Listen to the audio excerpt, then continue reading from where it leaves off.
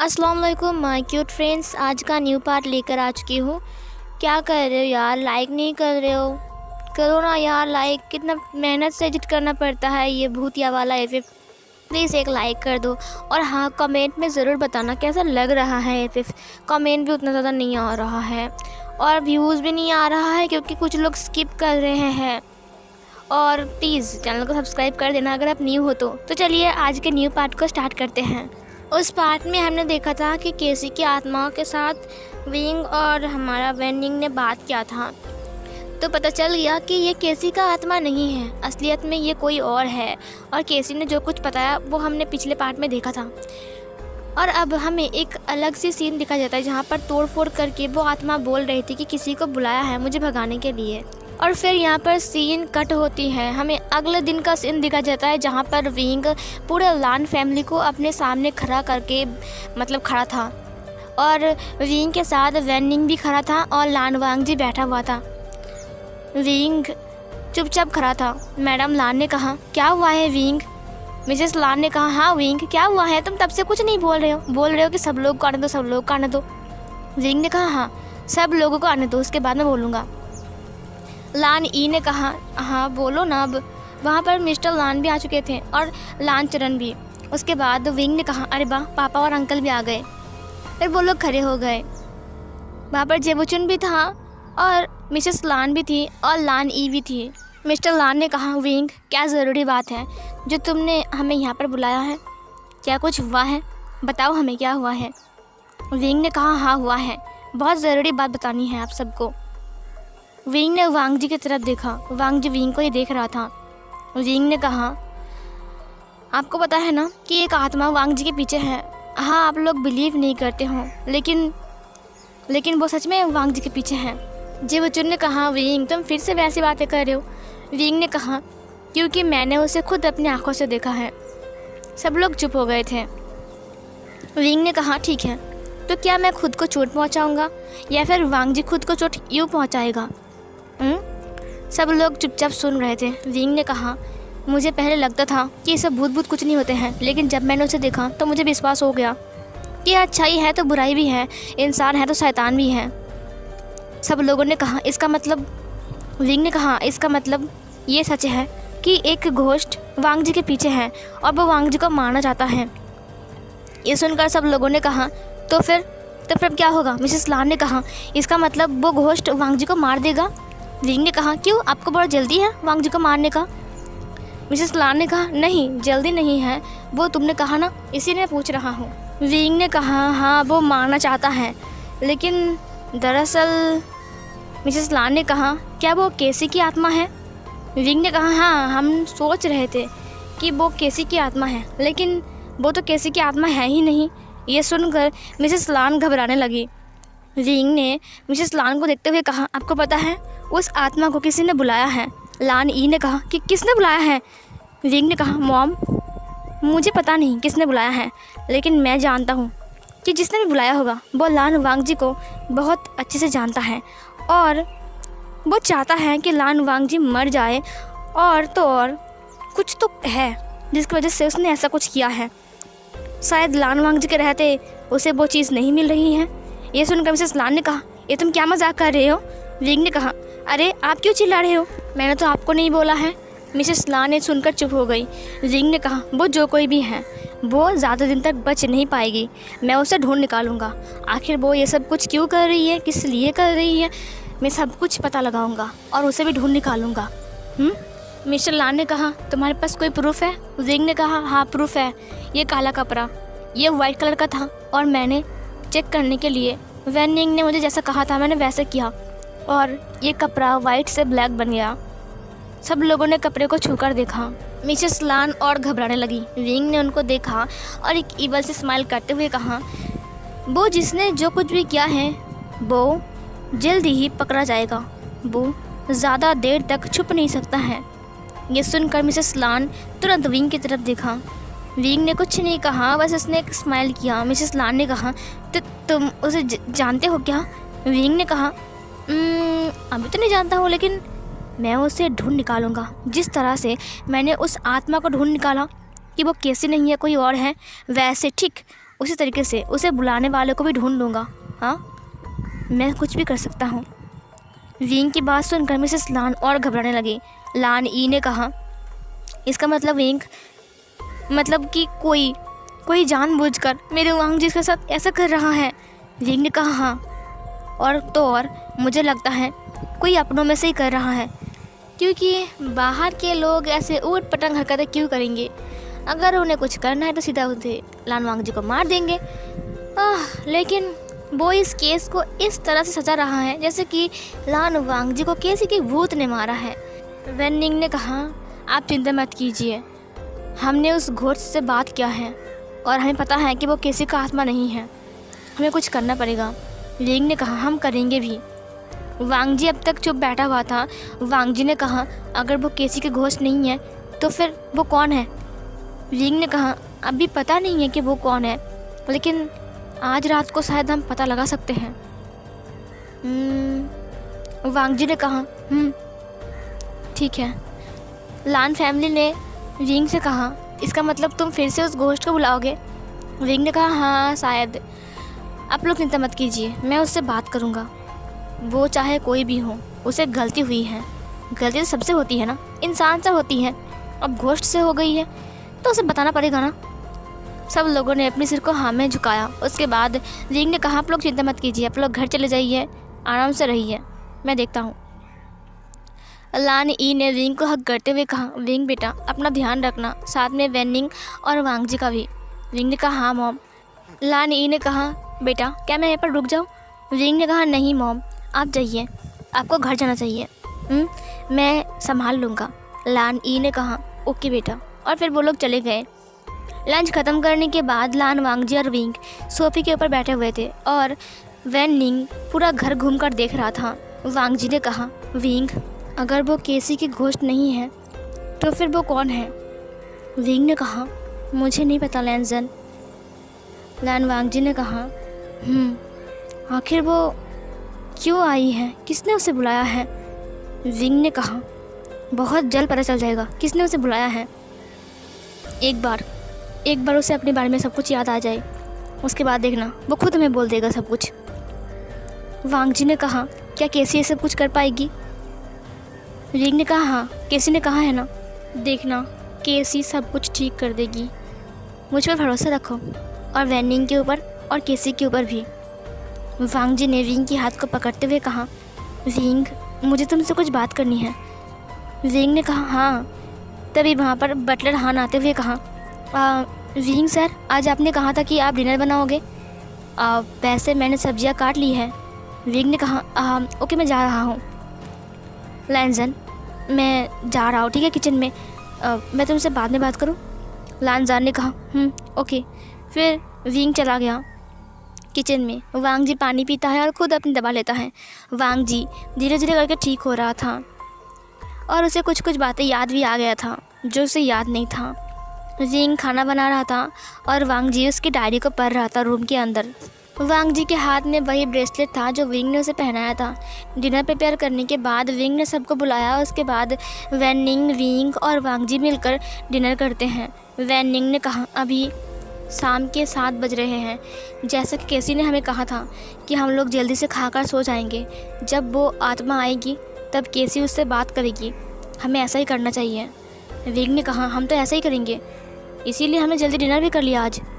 वांगजी ने कहा, जब विंग डिनर ख़त्म करने के बाद किचन में कुछ छोटा मोटा काम कर रहा था, जैसे कि प्लेट्स को ठीक ठाक रखना, धोना, तभी वहाँ पर केसी आ जाती हैं विंग के पीछे। विंग को एहसास हुआ कि कोई उसके पीछे है, तब विंग तुरंत पीछे मुड़ता है। वहाँ पर केसी खड़ी थी। उसे देखकर विंग ने कहा, तुम अचानक से मुझे डरा दिया केसी। केसी ने कहा, I am sorry wing. Wing ने कहा, अब कोई बात नहीं, तुम क्या ढूंढ रहे हो? केसी ने कहा, वो मुझे तुमसे कुछ ज़रूरी बात बतानी है। विंग ने कहा, हाँ बताओ ना। केसी ने कहा, तुम एक बार मेरे पुराने घर जा सकते हो? विंग ने कहा, क्यों, तुम्हारे पुराने घर क्यों? केसी ने कहा, वहाँ पर एक अंगूठी रखी हुई है जो लान वांगजी ने मुझे दिया था, क्या तुम उसे वहाँ से लेकर आओगे? पुराने घर में अभी कोई नहीं रहता है, मेरा भाई उस घर को ऐसे खुले में रखकर कहीं और चला गया है, लेकिन उसने अभी तक घर को बेचा नहीं है। अगर तुम जाओगे तो एक टूटी खिड़की है, तुम वहाँ से अंदर जा सकते हो और सीधा जाकर लेफ्ट वाला मेरा रूम है। विंग ने केसी को देखते हुए कहा, केसी बस शांत हो जाओ, क्या होगा, वो रिंग रहने दो ना। केसी ने कहा, नहीं, जब तक वो तुम उसे नहीं लोगे तब तक मुझे सुकून नहीं मिलेगा। तुम लोगे ना विंग उसे। विंग ने कहा, अच्छा ठीक है, मैं उसे लेकर आऊँगा। केसी ने सब कुछ बोल दिया कि उसका घर किस तरफ है, सब कुछ। केसी रो रही थी, उसकी आंखों से खून के आंसू बह रहे थे। केसी ने कहा, मुझे माफ़ कर दो विंग, तुम्हें धोखा देने का अंजाम मुझे अभी तक मिल रहे हैं। विंग ने कहा, केसी मैंने पहले कहा है कि मैंने तुम्हें माफ़ कर दिया है। केसी ने कहा, thank you so much wing, तुमने मुझे माफ़ कर दिया, अब मेरी बारी है। विंग ने कहा, ओके केसी, तुम उस आत्मा से बात करोगे, मुझे बहुत डर लग रहा है। वो केसी ने कहा, तुम चिंता मत करो, वो मुझे कुछ नहीं कर सकता है क्योंकि मैं भी एक आत्मा हूँ, तुम भूलो मत। विंग ने कहा, अब ठीक है, मैं जा रहा हूँ। हाँ, केसी ने कहा, ठीक है विंग, तुम जाओ। विंग रूम में चला गया। उसके बाद जब वो रूम के अंदर गया, दरवाजे को बंद किया, तब उसने देखा कि वांग जी टेबल के पास बैठा हुआ है और वो विंग की डायरी को पढ़ रहा है। यह देखकर विंग को बहुत अजीब लगा, तो वो जाकर वांग जी से डायरी को छीन लिया। विंग ने कहा, तुम्हें किसी ने बताया नहीं है कि किसी की डायरी को बिना बोलकर नहीं पढ़ते हैं? ये बिल्कुल भी अच्छी बात नहीं होती है। ये सुनकर वांग जी की फेस पर एक छोटी सी स्माइल आ गई। उसके बाद वांग जी ने एक प्यारे सी स्माइल के साथ कहा, अच्छा अगर ये बुरी बात है तो एक और बात बताओ। ये बोलते हुए वांग जी आगे आने लगता है और विंग पीछे की तरफ। विंग जा रहा था पीछे और वांग जा रहा था आगे। वांग जी ने कहा, किसी को लेकर दिल में जगह बनाना, उसके लिए सोचना और डायरी पे छुप छुप के उसके लिए लव लेटर लिखना और उसके बैग के अंदर रखना, उसके लिए सॉन्ग लिखना और उसके बैग के अंदर रखना, उसे बिना बोलकर उसको प्यार करना और उसको बिना बोलकर उसके बैग के अंदर लव लेटर रखना, क्या तुम्हें लगता है कि ये अच्छी बात है? विंग पूरा थर-थर काँप रहा था।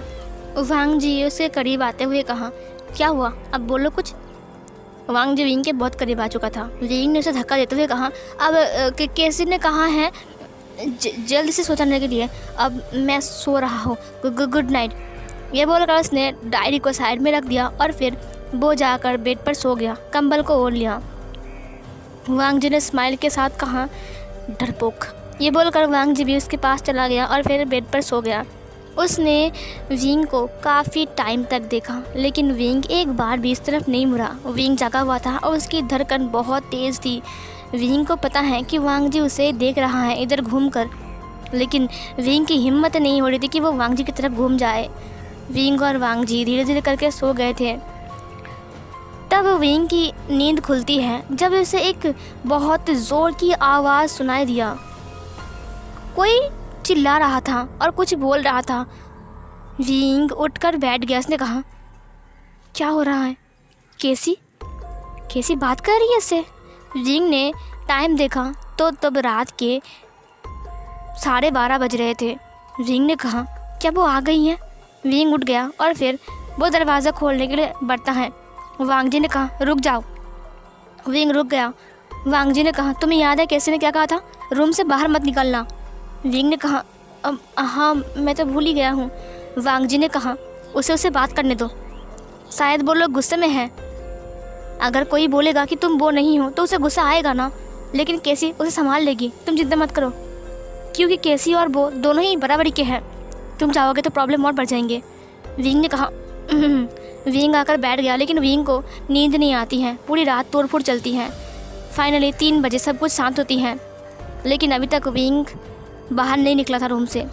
थोड़ी देर बाद एक बहुत ज़ोर से चिल्लाने की साउंड आती है और जो मेन गेट था दरवाज़ा घर का, वो धड़ाम से खुल गया और वो थोड़ी देर बाद धड़ाम से बंद हो गया।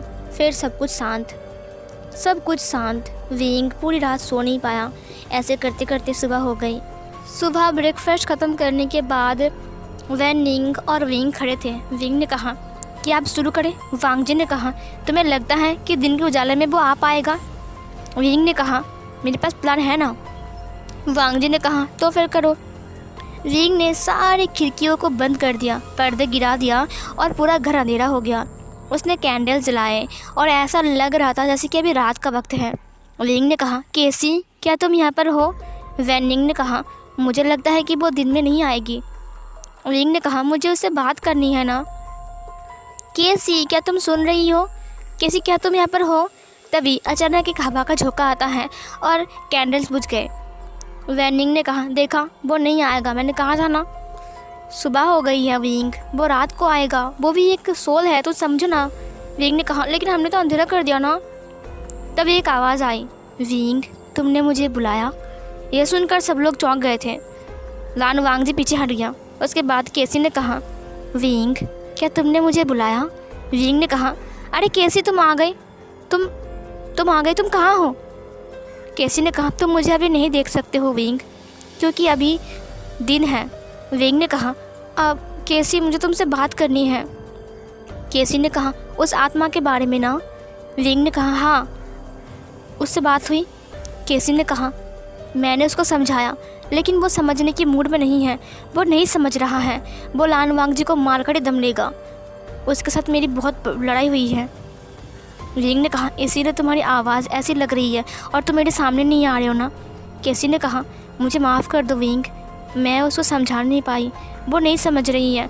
वो बोल रही है कि वो लान वांगजी को बिना मार के वो नहीं जाएगी क्योंकि उसे सुकून नहीं मिलेगा, और जब तक आत्मा को शांति नहीं मिलती है तब तक आत्मा चैन से नहीं जी सकती है। विंग ने कहा, तो क्या करें फिर? केसी ने कहा, मेरे पास एक उपाय है। विंग ने कहा, क्या उपाय है? केसी ने कहा, अगर हमें वांगजी को बचाना है तो सबसे पहले हमें ये ढूंढना पड़ेगा कि आखिर में किसने इसे बुलाया था, किस मकसद से बुलाया था, और आखिर इस सोल को वांगजी के साथ कनेक्ट कौन कर रहा है, किसके द्वारा कर रही है। मतलब कोई ऐसी चीज़ होगी ना जिससे वांगजी के साथ वो जो आत्मा है वो जुड़े हुए हैं। वैनिंग ने कहा, हाँ ये तो मैंने सोचा ही नहीं। विंग ने कहा, केसी क्या तुम मुझे बोल सकते हो कि किसने उस आत्मा को बुलाया है? फिर इधर केसी ने कहा, हाँ मुझे पता है किसने बुलाया है, लेकिन क्या तुम लोग बिलीव करोगे? विंग ने कहा, हाँ कम करेंगे, बोलो ना। केसी ने कहा, वो सिचैन की मम्मी मिसेस लानचरण की वाइफ। ये सुनकर वांगजी ने कहा, नहीं ये नहीं हो सकता है, तुम झूठ बोल रही हो, हमेशा की तरह तुम सिर्फ झूठ बोलती हो, मेरी आंटी ऐसे नहीं है। विंग ने कहा, वांगजी चुप हो जाओ। केसी ने कहा, मुझे पता है कि मैंने हमसे झूठ बोला है, लेकिन ये बात मुझे खुद उस आत्मा ने कहा है कि उसने बुलाया है, और वो केसी है। वो मानने का तैयार नहीं हो रहा है कि वो कोई और है। वो मेरे नाम पर भी मुझे बिलीव नहीं कर रहा है, पता नहीं उसे क्या हो गया है। उसने मेरे ऊपर हमला भी किया जो कि इनलीगल है। ये सुनकर विंग ने कहा, तो फिर क्या उपाय? इधर केसी ने कहा, ज़रूर ऐसी कोई चीज़ होगा जो वांगजी की बहुत करीब की है, जिस चीज़ के ऊपर उन्होंने काला जादू किया है, और मुझे लगता है कि उसकी वजह से वांगजी और वो आत्मा कनेक्टेड हैं।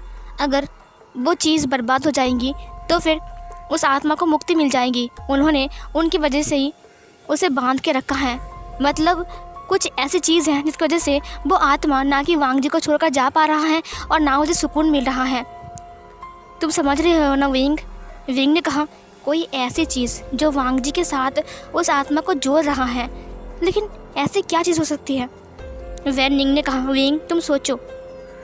केसी ने कहा, वो रात को फिर आएगी, मुझे लगता है इस बार वो मुझ पर और ज़्यादा हमला करेंगी क्योंकि वो बहुत गुस्से में है। विंग ने कहा, केसी क्या तुम ढूंढ सकते हो कि वो क्या चीज़ है? केसी ने कहा, हाँ मैं ढूंढ सकता हूँ, लेकिन विंग इसके लिए मुझे थोड़ा सा वक्त चाहिए। विंग ने कहा, ठीक है तुम वक्त लो। केसी ने कहा, ठीक है विंग, तो मैं तुमको शाम को बताऊंगी, ठीक है? मैं शाम को फिर से तुमसे मिलने आऊँगी। विंग ने कहा, हाँ केसी। केसी ने कहा, लेकिन तुम्हारे लिए एक और काम है विंग। विंग ने कहा, हाँ बोलो। केसी ने कहा, जैसा कि उसने मुझे बताया वैसे ही तुम्हें एक काम करना पड़ेगा। फिर विंग की कानों में केसी ने कुछ कहा, उसके बाद केसी गायब हो गई। वांगजी ने कहा, केसी ने क्या बोला? विंग ने कहा, आई एम सॉरी, मैं तुम्हें नहीं बोल सकता हूँ। वांगजी ने कहा, अब क्या वो तुमसे ज़्यादा करीब हो गया मेरे से? विंग ने कहा, उसने कहा है किसी को ना बोलने के लिए, ये बात सिर्फ उसने मुझसे कहा है। आई एम सॉरी लैंजन, ये तुम्हारे अच्छे के लिए ही है। वांगजी गुस्से में आते हुए कहा, क्या मतलब है? क्या तुम उस पर भरोसा करते हो? तुम्हें लगता है कि वो अच्छे के लिए कर रही है? विंग ने कहा, वांग जी वो हमारे लिए खुद उस आत्मा से लड़ रहा है। वांग जी ने कहा, मुझे उस पर बहुत गुस्सा आ रहा है। विंग ने कहा, लानजान उसको दुख है कि उसने क्या कुछ नहीं किया है, लेकिन उसे माफ़ भी कर दो ना। बेचारी वो अभी तक शांति से जी नहीं पा रही है, मरने के बाद भी। वांग जी विंग की बातों को समझता है। उसके बाद उसने कहा, लेकिन उसने तुमसे क्या कहा? विंग ने कहा, ठीक है तुम्हें जानना है ना कि उसने मुझसे क्या कहा है, तो फिर सुनो। उसने मुझे एक काम दिया है जो आज रात के अंदर ही मुझे करना पड़ेगा, मतलब शाम होने से पहले ही मुझे करना पड़ेगा। लैनजन तुम समझ रहे हो ना?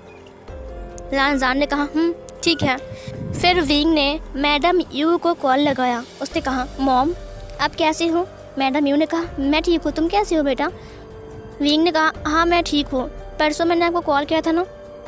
मैडम यू ने कहा, सब कुछ नॉर्मल हो गया है क्या? विंग ने कहा, नहीं मॉम, आपको एक काम देना है, क्या आप ये काम कर सकते हो? विंग की बात सुनकर मैडम यू ने कहा, हाँ बताओ मुझे क्या काम करना है। विंग ने उन्हें एक काम करने के लिए बोला। फिर उन्होंने कहा, ओके ये तो बहुत आसान है, मैं अभी करता हूँ, ठीक है, ओके बाय बेटा। विंग ने कॉल को कट कर दिया। उसके बाद थोड़ी देर बाद मैडम लान विंग के पास आती हैं। उन्होंने कहा, विंग बेटा सुनो। विंग ने कहा, हाँ क्या हुआ मॉम? मैडम लान ने कहा, विंग बेटा तुम्हारी मॉम ने कॉल किया था, उन्होंने हम सबको लंच पर इनवाइट किया है। विंग ने कहा, वाह ग्रेट, तो आप लोग जा रहे हो क्या? मैडम लान ने कहा, लेकिन वांग जी की ये हालत। मैडम लान ने कहा, जाइए ना आप सब, वैसे भी मैं हूँ ना वांग जी के पास, अब तो मेरे पास वैनिंग भी है, आप चिंता मत कीजिए, बटलर हान भी हैं और गार्ड्स भी हैं, अगर कुछ होगा तो मैं आप सबको कॉल कर दूंगा। मैडम लान ने कहा, तुम संभाल लोगे ना? विंग ने कहा, हाँ मैं संभाल लूँगा, आप सबको लेकर जाइए। फिर मैडम लान ने कहा, ठीक है मैं सबसे बोलता हूँ रेडी होने के लिए, ओके? विंग ने कहा, ओके मॉम। फिर वो चले गए। ऐसे करके 1 घंटा और बीत जाता है। अब विंग घर से बाहर आता है। वैनिंग ने कहा, तुम क्या करने वाले हो विंग? विंग ने कहा, वैनिंग बस तुम्हें ध्यान रखना है कि वांग जी जिंक्स से बाहर ना आए और ना ही वो लान हाउस की तरफ जाए, ठीक है? मैं बहुत ज़रूरी काम करने जा रहा हूँ। वैनिंग ने कहा, ठीक है ओके। ये बोलकर विंग चला गया। विंग सीधा लान हाउस के अंदर जाता है। थोड़ी देर बाद वांग जी जिंक्स से बाहर आता है। वैनिंग ने कहा, ये क्या कर रहे हो, आप बाहर क्यों आ रहे हो? वांग जी ने कहा, विंग कहाँ है, वो कहाँ चला गया है? वैनिंग ने कहा, वो एक ज़रूरी काम करने गया है, वो अभी आ जाएगा, आप चिंता मत कीजिए। वांग जी ने कहा, वो कहाँ गया है? वैनिंग ने कहा, आई एम सॉरी मुझे नहीं पता। वांग जी ने कहा, ओके। फिर वांग जी फिर से जिंक्स के अंदर चला गया। विंग लान हाउस के अंदर था और वो हर किसी की कमरे के अंदर तलाशी कर रहा था।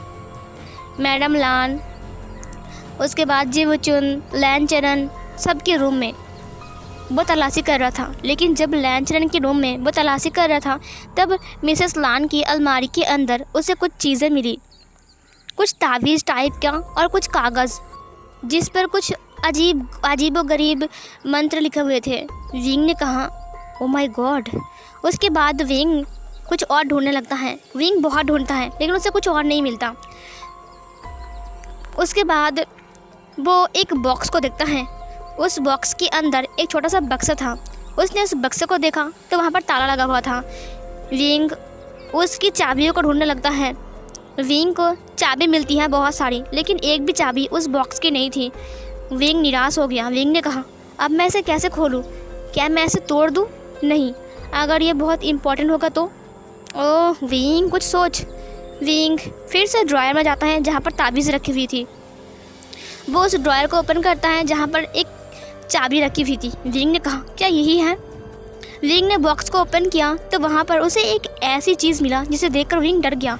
एक पुतला, वो भी बहुत गंदा था, जिसके अंदर छुई चुभी हुई थी। विंग ने कहा, ये कितना गंदा पुतला है, इसको कौन बॉक्स में रखता है? विंग ने कहा, एक काम करता हूँ, इसको भी लेकर जाता हूँ, वैनिंग शायद कुछ निकाले। ये बोलकर विंग और ढूंढता है।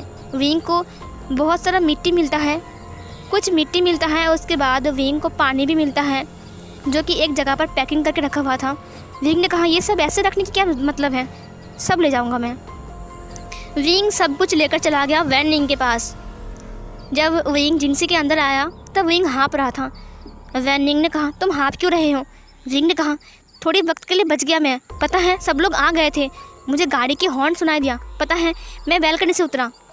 वैनिंग ने कहा, ओ माय गॉड, तुम कितने पावरफुल और कितने स्ट्रांग हो विंग। विंग ने कहा, बकवास बंद करो, मुझे कुछ चीज़ें मिली हैं।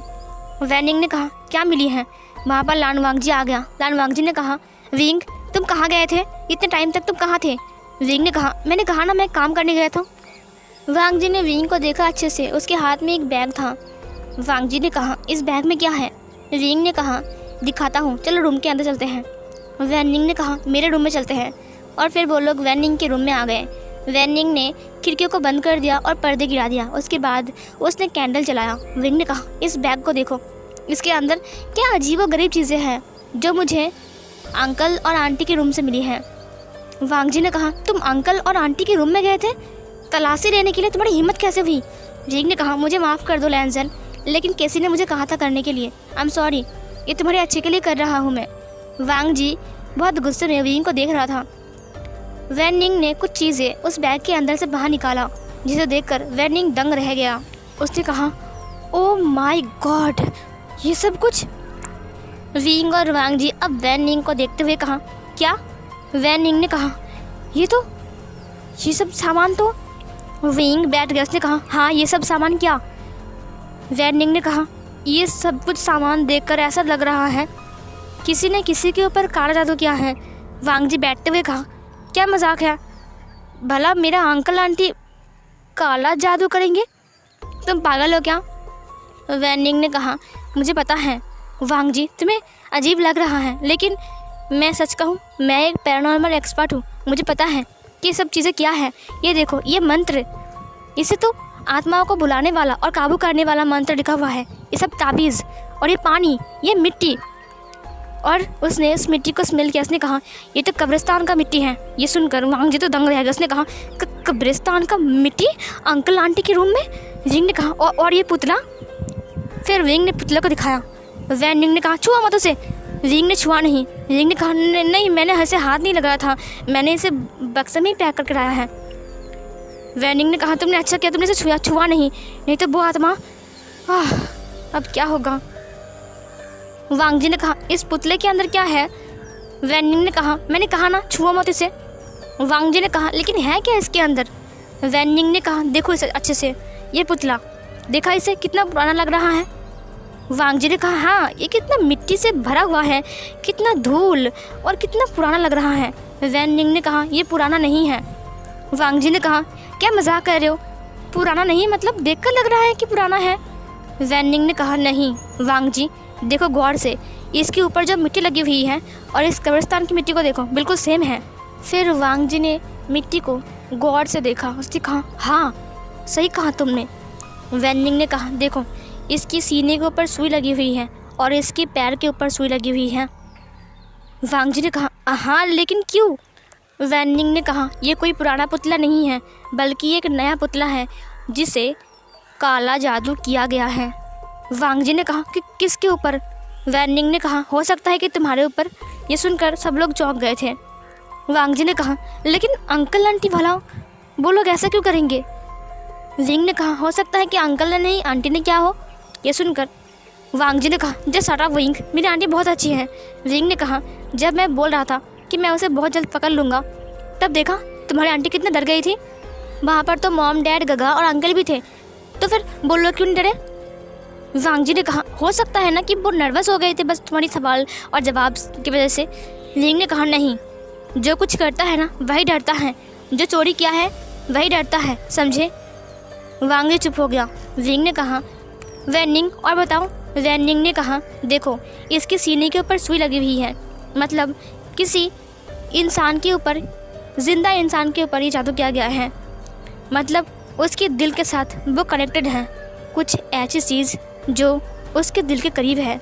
ये सुनकर विंग ने कहा, कुछ ऐसा चीज़ जो उसके दिल के बहुत करीब है।